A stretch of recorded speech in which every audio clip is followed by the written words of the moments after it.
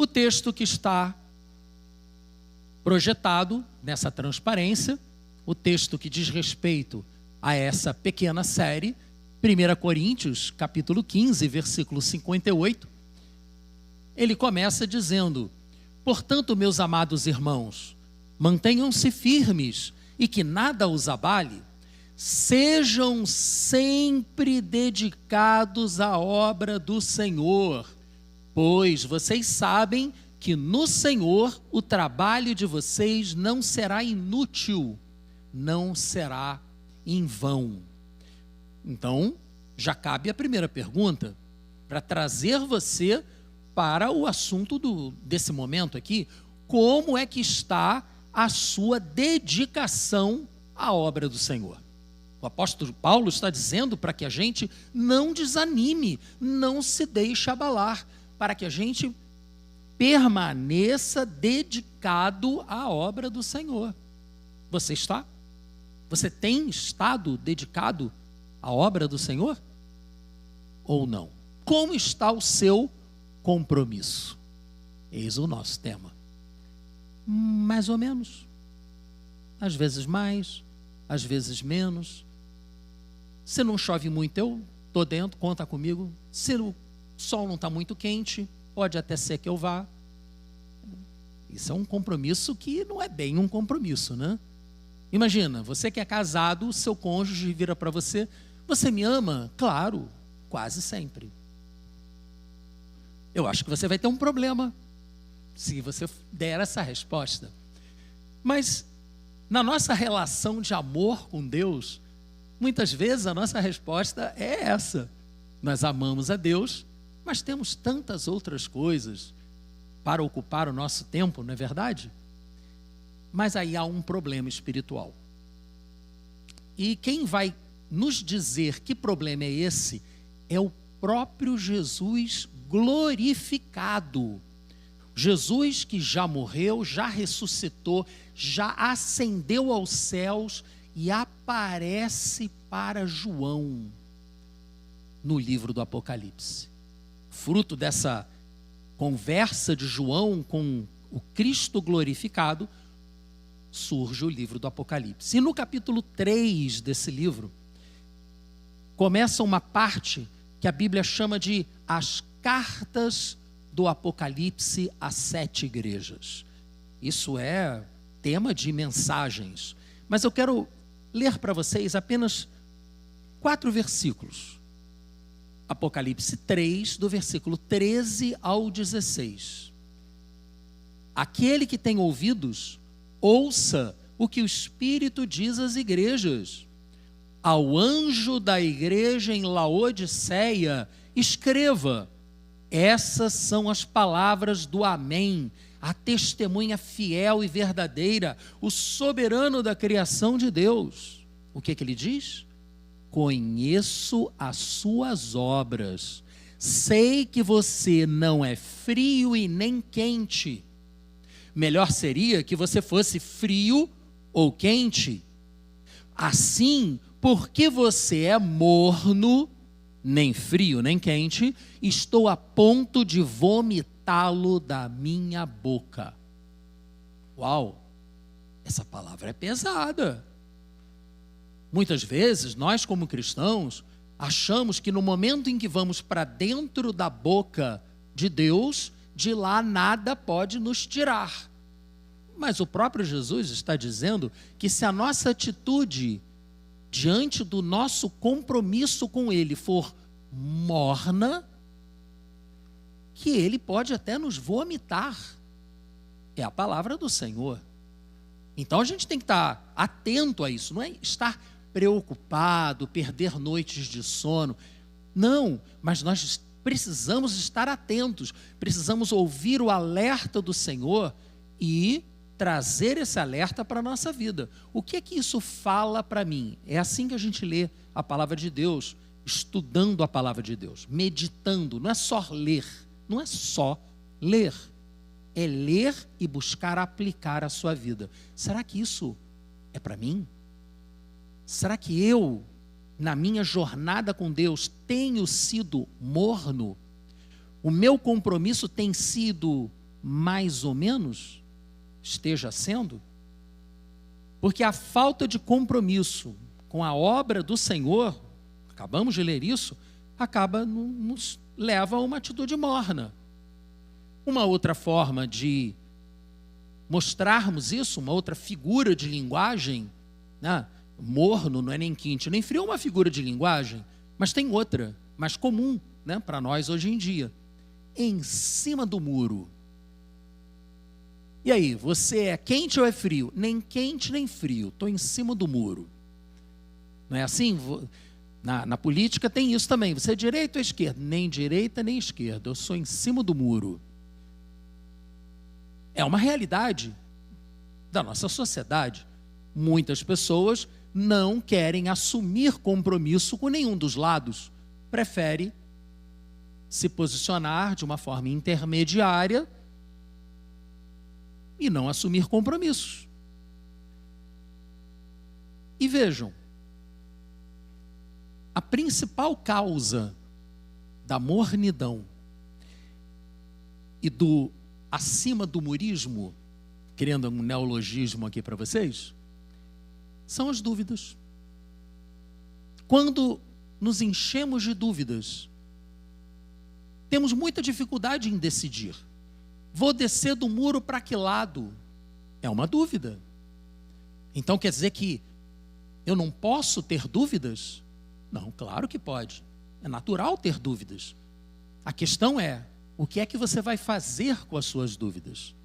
Por isso eu lhe pergunto, você é uma pessoa decidida ou você é cheia de dúvidas e que costuma ficar em cima do muro? Eu tenho muitas dúvidas. Sempre tive. Eu sou uma pessoa extremamente questionadora. Eu não consigo evitar. Se uma pessoa começa a falar alguma coisa comigo, antigamente eu falava, agora eu só ouço. Por quê? Mas é mesmo? Será que é por aí, do jeito que você está falando? Ou seja, é muito chato isso.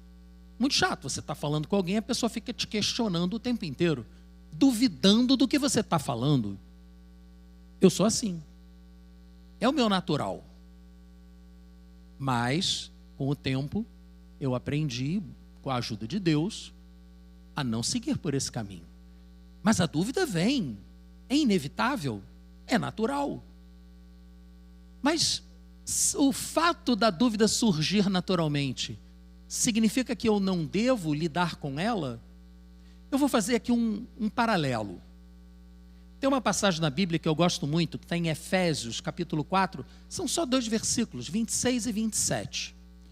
Eu vou fazer uma paráfrase desta passagem, que é muito conhecida, eu cito muito essa passagem aqui, que diz respeito a uma outra emoção, a uma outra reação natural que você não tem controle em tê-la, mas que você tem a responsabilidade de decidir o que você vai fazer com ela, quando ela acontecer. A ira. Paulo disse aos Efésios que nós até podemos nos irar, mas não devemos pecar, permitindo que o sol se ponha sobre a nossa ira. E vou parafrasear essa passagem dizendo assim: quando vocês ficarem em dúvida, não pequem. A dúvida em si não é pecado. Não pequem quando duvidarem. Esclareçam a sua dúvida. Essa é a forma de você não manter a dúvida, esclarecendo-a antes que o sol se ponha. E a passagem termina com um alerta. O alerta que vale tanto para a ira quanto para a dúvida. Não deem lugar ao diabo. Porque quando você permite que a dúvida permaneça, ela abre uma brecha na sua armadura espiritual, que vimos, né, domingo passado, inclusive, rapidamente, e o inimigo entra. Ele se aproveita da sua dúvida e começa a te afastar de Deus. Não foi exatamente o que aconteceu em Gênesis, quando a serpente plantou dúvida no coração de Adão e Eva, e a partir da dúvida, ele entrou e os convenceu de que o que Deus estava dizendo não era verdade, e depois os seduziu, mostrando para eles que se eles desobedecessem a Deus, eles iriam se dar muito bem. Mas ele estava mentindo. A dúvida, volto a dizer, é natural. Mas se você não souber lidar com ela, ela abrirá as portas da sua vida para você ser seduzido, levado para longe de Deus. Vai destruir, portanto, o seu compromisso, que é o que Deus está nos chamando para construir. Como lidar com a dúvida? Existe uma forma muito racional de lidar com a dúvida. Blaise Pascal, não é Pascoal, né? O sobrenome tem o mesmo significado. Pascal em francês, Pascoal com CO em português, Pasquale com CH, sul da Itália, Pascoal com QU, norte da Itália. Cada lugar é escrito de uma forma diferente, mas nós não somos parentes, certo? Assim como não é todo Silva que é parente, não é todo Oliveira que é parente, tá? Então, não é só porque a gente tem um sobrenome parecido que a gente é parente. Mas eu gostaria muito de que o Blaise fosse meu parente, porque o cara era muito inteligente. Quem sabe eu poderia herdar um pouquinho dessa inteligência, né? Lá em meados do século XVII, 1640 e pouco, esse cara, ele desenvolveu uma forma de raciocínio que é a base da computação moderna.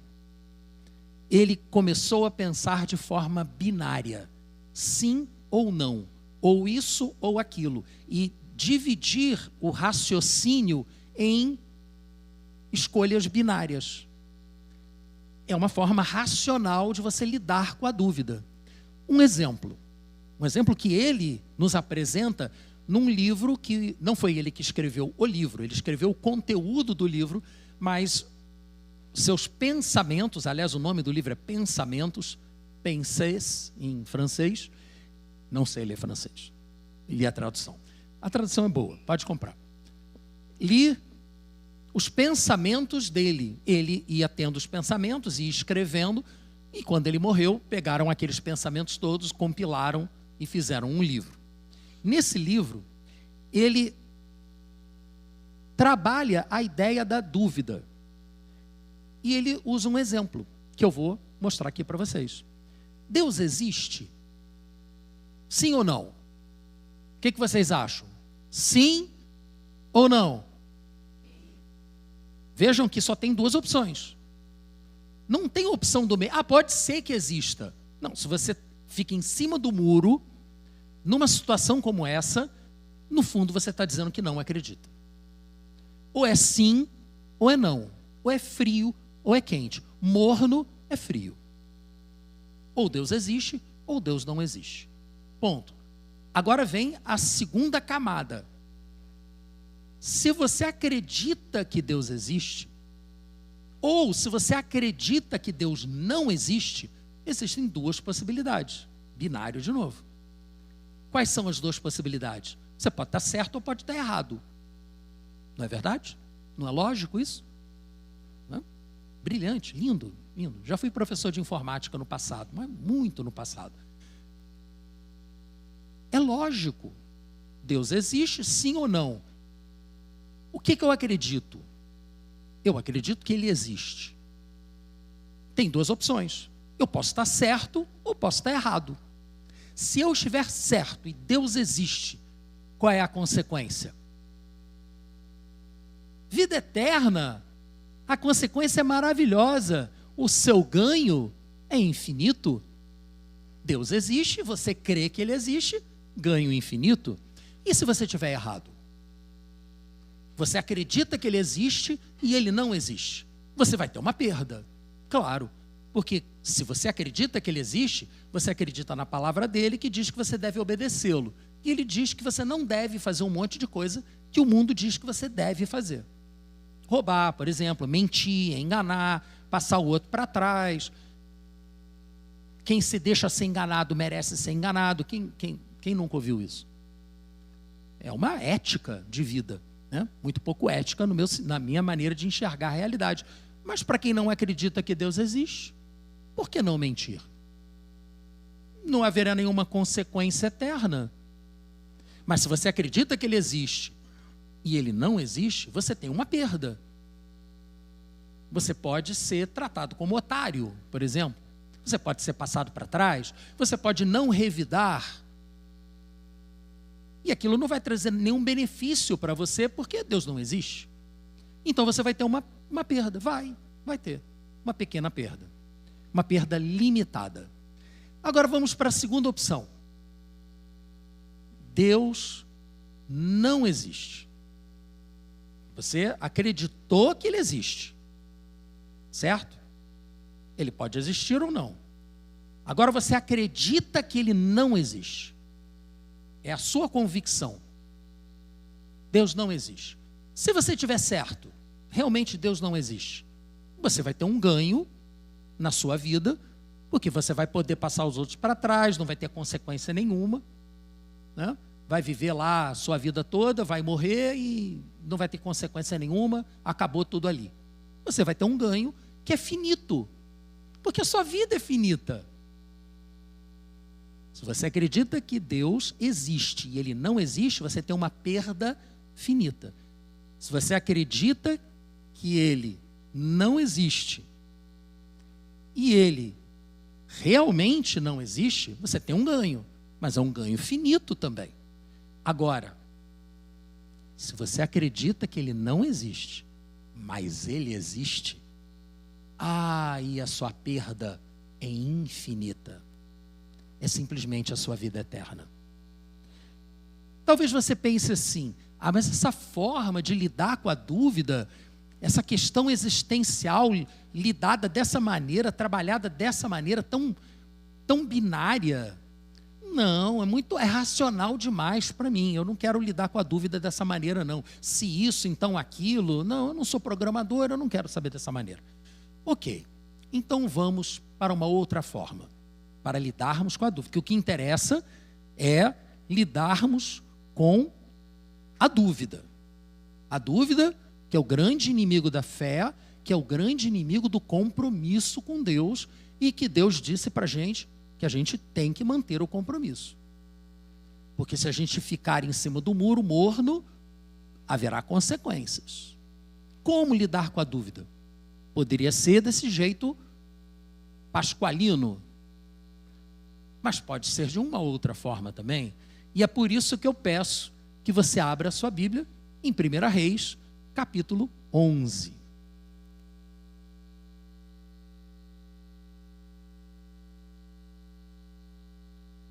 Porque normalmente nós não somos guiados pela lógica, e sim por emoções.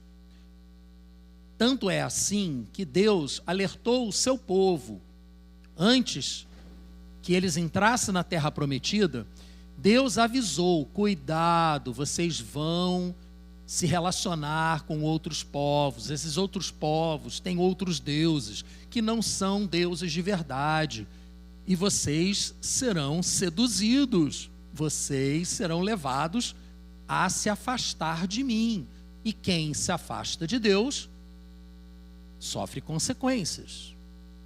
Ele avisou, mas vejam qual foi a atitude do homem mais sábio que já existiu na face da terra. Salomão, o rei Salomão. Vejam que a atitude de Salomão não foi lógica, não foi racional, foi emocional. Ele reagiu na emoção e se deu mal. 1 Reis 11, de 1 a 4. O rei Salomão amou muitas mulheres estrangeiras, além da filha do faraó, que foi a sua primeira rainha. Eram mulheres moabitas, amonitas, edomitas, sidônias e hititas. Elas eram das nações sobre as quais o Senhor tinha dito aos israelitas: vocês não poderão tomar essas mulheres dentre, ou melhor, tomar mulheres dentre essas nações, porque elas os farão desviar-se para seguir os seus próprios deuses. No entanto, é o texto bíblico que está nos dizendo, Salomão apegou-se amorosamente a elas. Ele não foi racional, ele não foi obediente à palavra de Deus. Será que ele não sabia o que a palavra de Deus dizia? O homem mais sábio do mundo? É claro que ele sabia. Mas ele não se guiou pela racionalidade, ele se guiou pela sua emoção, pelos seus sentimentos. E isso o afastou de Deus. É o que o texto nos diz, versículo 3. Casou-se com 700 princesas, 300 concubinas, e as suas mulheres o levaram a desviar-se. Que surpresa, Deus avisou que isso iria acontecer. À medida que Salomão foi envelhecendo, suas mulheres o induziram a voltar-se para outros deuses, e o seu coração já não era totalmente dedicado ao Senhor, o seu Deus, como fora o coração do seu pai, Davi. Ou seja, Davi se manteve fiel ao Senhor. O compromisso de Davi com o Senhor não esmoreceu, mas o compromisso de Salomão esmoreceu, porque ele seguiu as suas muitas mulheres, ele passou a seguir os deuses das suas mulheres. E a palavra de Deus diz que o Senhor só não cortou a linhagem de Davi a linhagem de Salomão da face da terra, porque tinha prometido a Davi que ele sempre teria um herdeiro no trono de Judá. Então foi devido à promessa que Deus fez para Davi que o filho de Salomão se tornou rei, porque senão teria parado ali mesmo. Olha só as consequências da escolha de um homem. E não é à toa que o livro de Eclesiastes é um livro meio para baixo, porque acredita-se que tenha sido escrito por Salomão no final dos seus tempos. E ele chega vaidade das vaidades, tudo é vaidade, tudo é correr atrás do vento. Não parece uma pessoa cheia de fé, cheia de alegria com a vida. Não parece. Por quê? Porque ele se tornou morno, porque ele subiu em cima do muro. Num dia adorava a Yahvé, o Senhor, no outro dia adorava os deuses das suas mulheres. E haja mulher, né? 1000 mulheres? Gente, uma já é difícil, imagina 1000. Não consigo imaginar. Não, sinceramente, não consigo imaginar. Meus irmãos, as nossas dúvidas, as nossas atitudes, elas podem nos afastar de Deus. As dúvidas podem abrir caminhos para sermos seduzidos e assim nos desviarmos do Senhor. E eu pergunto para você, porque não estou aqui falando para que você conheça histórias.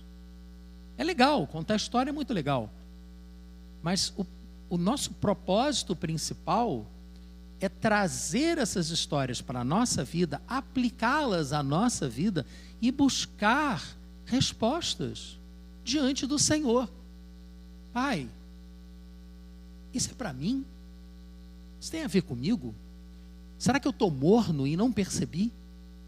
Porque pode acontecer. Pode acontecer. Aconteceu com Salomão, por que não vai acontecer com a gente? Então, meus irmãos, nós precisamos constantemente nos questionar. Como está a minha condição espiritual? Como está o meu compromisso com Deus e com a sua obra? Mais ou menos morno em cima do muro ou firme no Senhor? Não seja rápido nessa avaliação, nós teremos mais tempo para isso.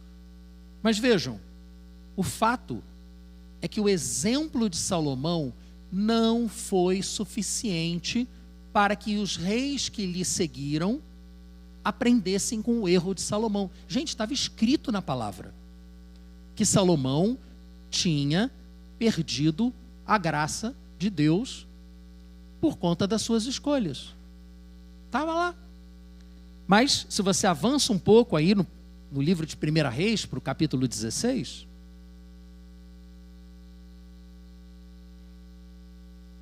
você vê que o rei Acabe de Israel, ele não era descendente de Davi, mas ele era rei de Israel. Ele poderia ter aprendido com o exemplo de Salomão, o grande rei Salomão, mas aparentemente não aprendeu. Então, 1 Reis 16, de 30 a 33, Acabe se torna rei. Acabe, filho de Onri, fez o que o Senhor reprova, mais do que qualquer outro antes dele.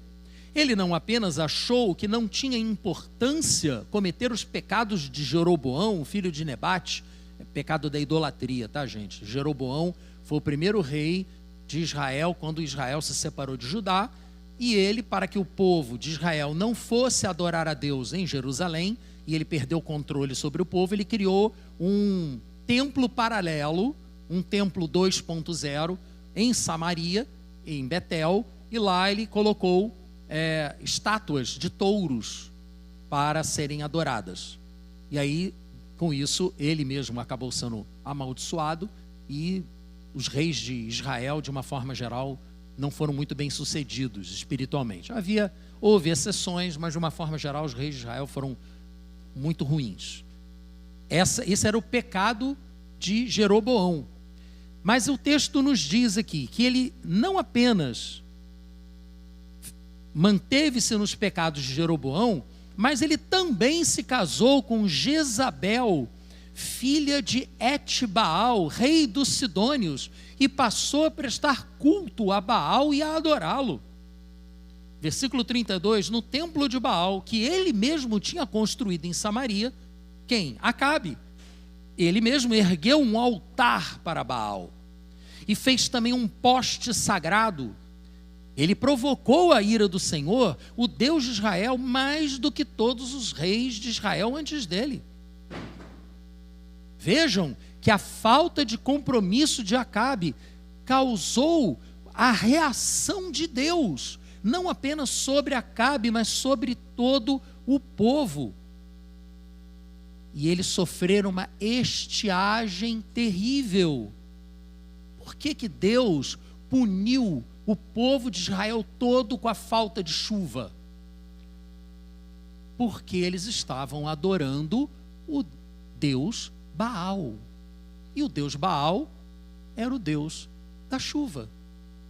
Ah, vocês estão adorando o Deus da chuva? Então não vai ter chuva. Vocês estão adorando o dinheiro? Então você não vai ter dinheiro. É um paralelo bem real, né? E cuidado, né? Jesus disse que ninguém é capaz de servir a dois senhores. Você vai adorar um e vai acabar aborrecendo o outro. Não é possível adorar a Deus e o dinheiro e as riquezas. E aí nós vemos aqui em 1 Reis 17, 1, essa declaração de Deus.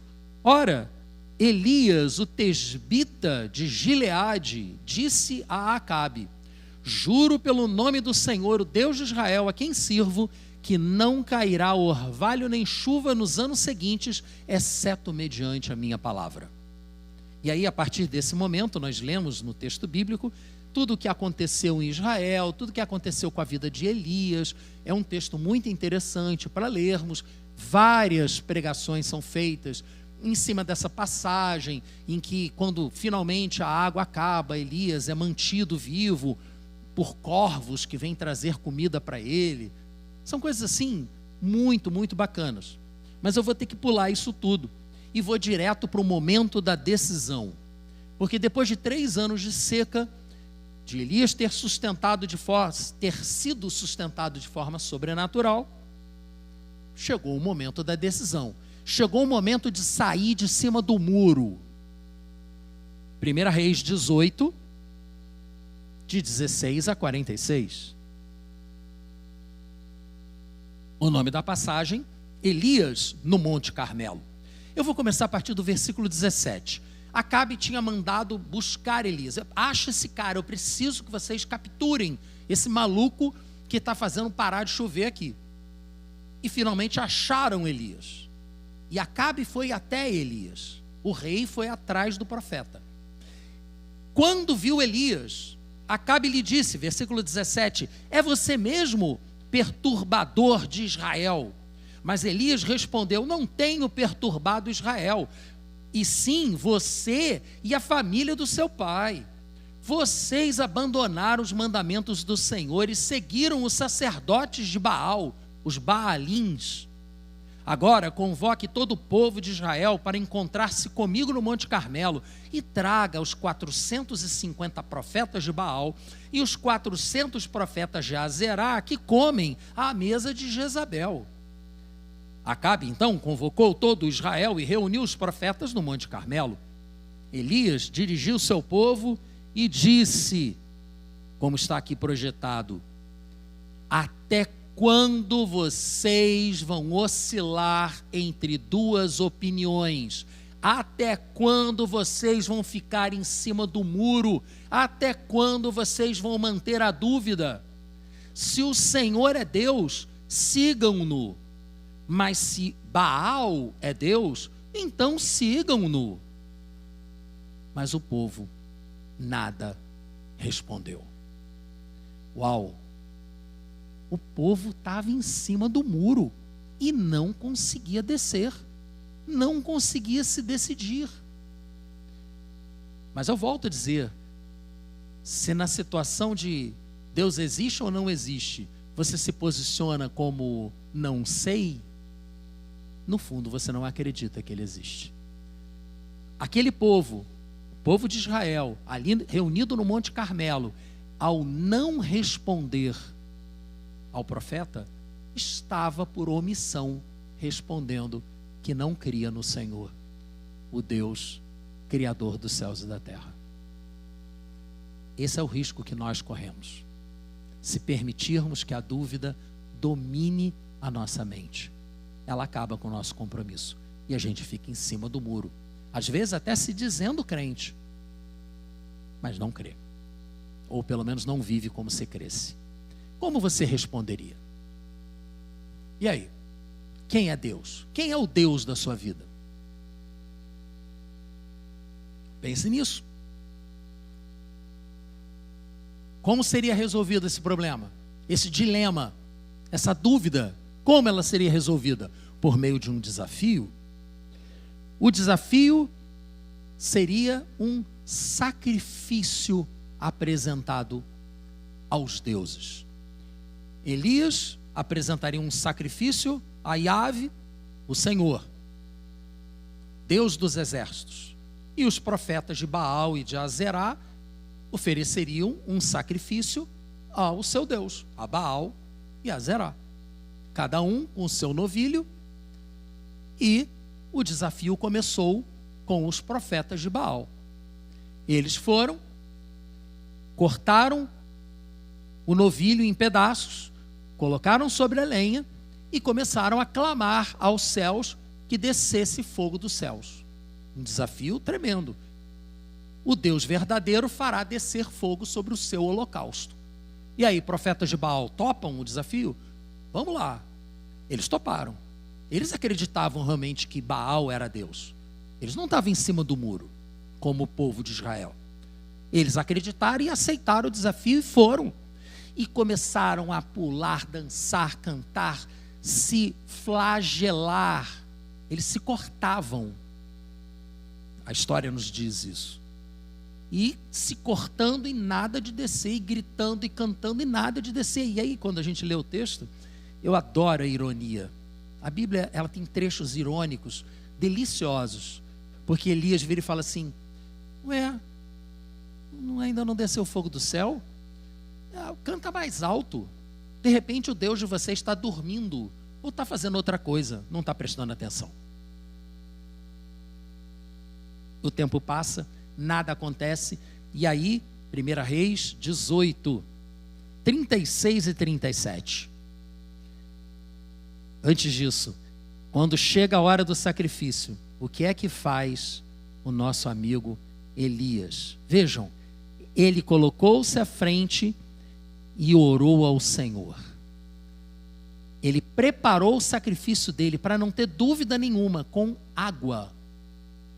Ele encharcou o novilho cortado, a lenha, as pedras, e ainda cavou uma valeta ao redor e encheu de água, para que não houvesse dúvida de quem é Deus. A hora do sacrifício, o profeta Elias colocou-se à frente e orou: ó Senhor, Deus de Abraão, de Isaque e de Israel, que hoje fique conhecido que tu és Deus em Israel, e que sou teu servo, e que fiz todas essas coisas por ordem tua, que não haja mais dúvidas. Responda-me, ó Senhor, responda-me, para que este povo saiba que tu, ó Senhor, és Deus, e que fazes o coração deles voltar para ti. Versículo 38, então o fogo do Senhor caiu e queimou completamente o holocausto, a lenha, as pedras e o chão, e também secou totalmente a água da valeta. Quando o povo viu isso, todos caíram prostrados e gritaram: o Senhor é Deus, o Senhor é Deus. Pularam do muro. Lógico, quem não pularia do muro vendo uma manifestação como essa do poder de Deus? Qualquer um pularia.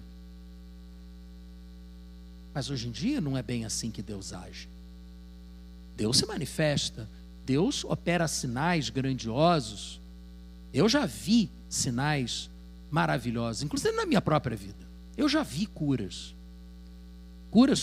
sobrenaturais. Do médico dizer: ah, foi um milagre. Não tem explicação para isso. Eu já vi. Mas não é uma coisa que você vê toda hora. Mas tem um milagre que é maior do que qualquer cura, que é maior do que qualquer bênção material, o maior de todos os milagres, porque Deus fez cair do céu algo muito mais poderoso do que fogo. Ele fez o seu próprio filho descer do céu como homem, nascer como um pequeno bebê indefeso, crescer sem pecado, se tornar um homem pleno, completo, morrer por nós, porque ele mesmo não tinha pecado nenhum. E aí vem o top: ressuscitar ao terceiro dia, e com um corpo glorificado caminhar entre os seus discípulos, sendo que 500 discípulos o viram de uma só vez, como Paulo nos conta na carta aos Coríntios. Meus irmãos, nós estamos aqui agora diante da ceia do Senhor, que é um memorial desse grande milagre que Deus fez para nos tirar de cima do muro, como tirou o povo de Israel de cima do muro lá no Monte Carmelo. Ele não está mandando cair fogo do céu em cima de um novilho. Ele está mandando o Espírito de Deus ao seu coração. Ele mandou o seu próprio filho vir e morrer por nós. E ele está mandando que o Espírito Santo venha e fale ao seu coração. Havia dúvidas? Claro que havia. Você tem dúvidas? Provavelmente tem. Eu tenho muitas, continuo tendo. Passei por momentos difíceis na minha vida, por conta de dúvidas. Quando fiz o seminário, encheram a minha cabeça de dúvida. No seminário? Quase perdi a fé no seminário. Mas foi a lembrança do poder de Deus, por ter passado por experiências com Deus, que eu preferi ouvir Deus a ouvir a razão que me dizia que ele não existia. A razão me dizia que ele não existia, que era tudo uma grande invenção. Mas a minha experiência com Deus dizia que ele existia. E aí eu me decidi. Eu pulei do muro. E eu renovei o meu compromisso com o Senhor. E o que é necessário para você renovar o seu compromisso com o Senhor? O que é necessário? Será que você precisa que caia fogo do céu? Talvez nem isso seja o suficiente. Mas uma coisa eu sei dizer para você: se você entregar a sua vida a Jesus, se você, ao receber os elementos, se colocar diante do Senhor e perguntar para Ele como está a sua situação espiritual nesse momento, se você é quente, ou se você é frio, ou pior ainda, se você está morno em cima do muro, o Senhor há de te revelar. E você se reconciliará com Ele. Porque o nosso Senhor, Ele, como diz a palavra lá em Ezequiel 33, Ele não tem prazer na morte do ímpio. Ele quer que todo mundo se arrependa e volte para Ele. Pule do muro para o lado certo, o lado do Senhor. Então, enquanto você aguarda para receber o cálice e o pão, que representam o corpo de Cristo que foi partido por você, que representa o sangue de Cristo que foi derramado por você, enquanto você aguarda, não disperse a sua mente.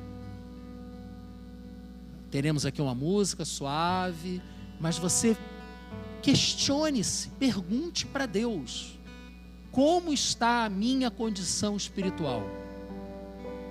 O que domina a minha vida hoje? A fé ou a dúvida? Onde eu estou? Em cima do muro ou do lado do Senhor? Como eu estou? Frio ou quente? Pergunte ao Senhor.